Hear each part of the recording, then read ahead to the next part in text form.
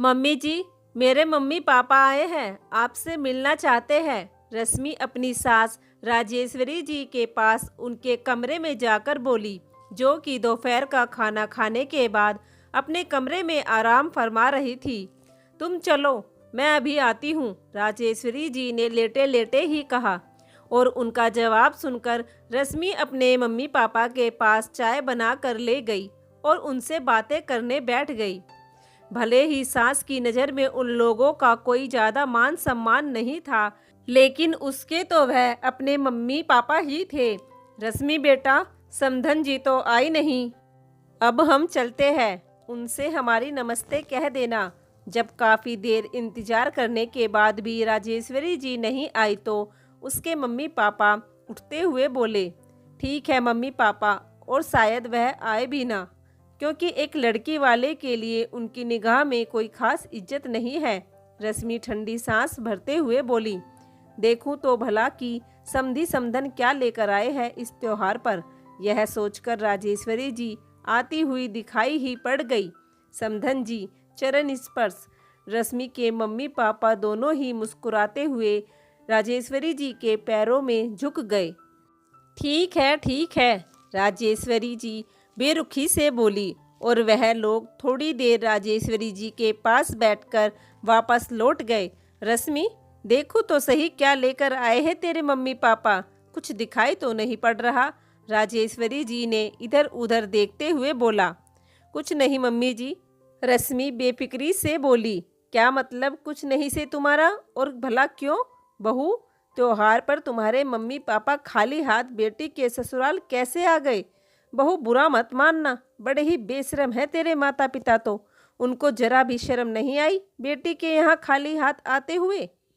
राजेश्वरी जी मुंह बनाते हुए बोली, मम्मी जी जबान संभाल कर बात करो।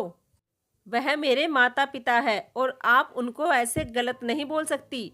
और रही बात खाली हाथ आने की, तो इसका उत्तर तो मुझसे ज़्यादा अच्छी तरह आप ही जानती हैं।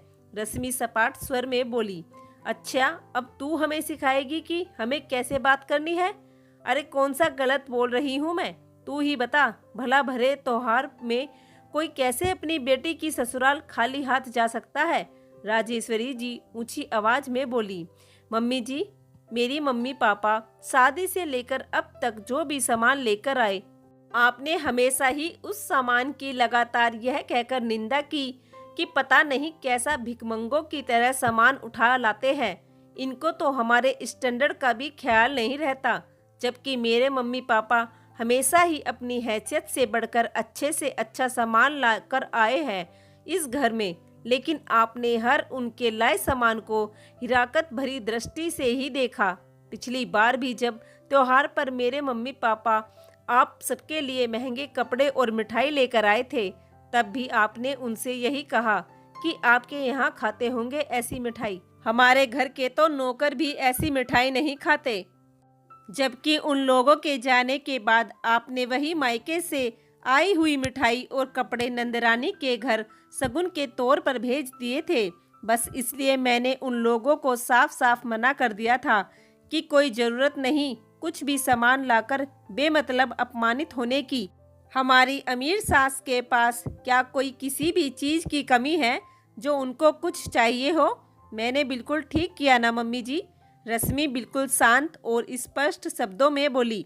अब तो राजेश्वरी जी से कुछ भी बोलते नहीं बना, क्योंकि रश्मि कुछ भी गलत तो नहीं कह रही थी। राजेश्वरी को उसी सोच विचार में छोड़कर रश्मि अपने काम में जाकर लग गई। राजेश्वरी निशब्द बैठी बैठी सोचती रह गई कि ऐसा बुरा सामान भी नहीं लाते थे वह लोग। बेकार ही मैंने उससे कहकर अपने ही पैरों पर कुल्हाड़ी मार ली। लेकिन अब तो पछताने के अलावा कुछ और नहीं रह गया था राजेश्वरी जी के पास।